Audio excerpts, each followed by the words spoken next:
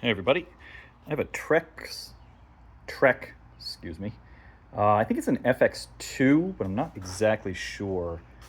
It has hydraulic disc brakes of the Rush variety.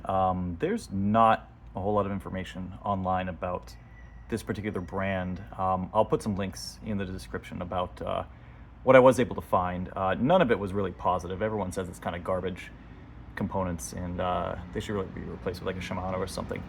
So we'll get to that eventually, but I'll show you what I did. First, the mistake that I did, and then we'll show you how to correct it. So you can see there where that kind of cable assembly, or rather I thought it was a cable assembly, goes into the caliper. That is in fact not a physical cable, it is a hydraulic pipe. So when I undid that to try and tighten up what I thought was a cable, it spilled hydraulic fluid everywhere, and the brakes, just completely pulled flat, or I guess went all the way to the floor, if I want to use a car analogy. And obviously they stopped working. So I had to figure out how to bleed these things. So kind of reading around, you can get an idea. There's no specific procedure for this particular model, but you can get an idea of how to bleed these. So, or I rather did my best and took some inspiration from my car. So you can see there's a little screw right there. That seems to be some sort of, and I guess it's not a filler port, it'd be the outlet port. So basically what I did was took my bike stand, kind of flipped it up so that was at the highest point to get all the air out of the system. Then I'm doing the other side right now, but it's the same procedure for this side. On the brake right here, there's another, I think it's a T10 bolt.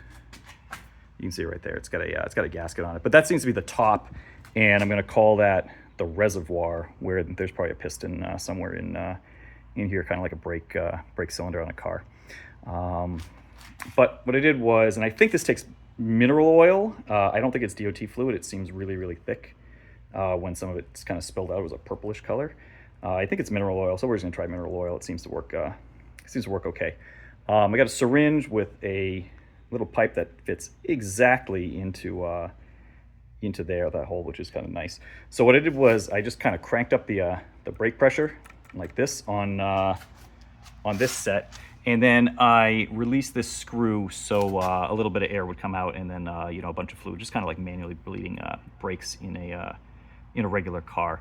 And that seemed to work because the brake tightened up, and it does function now, and the pressure on the handle is actually even greater now, so it doesn't go all the way down. You can see stops about there when it bottoms out right about there, which is pretty good. Not a lot of travel, so the brakes are going to be nice and grabby. It's going to be the same procedure for the front ones. So now this is nice and low, that's nice and high, so all the air should come up out of the system, and you can just undo the screw that's right under right under there, same as the front one. So it's going to make a mess, and you should probably put some paper towels down underneath it. So I'll try and find some links to similar components, like the best ones. Like the best diagram I actually found was on like AliExpress, so you know the quality of those components.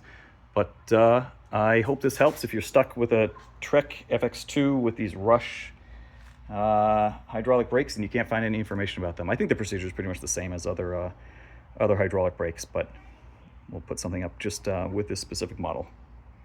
Happy biking.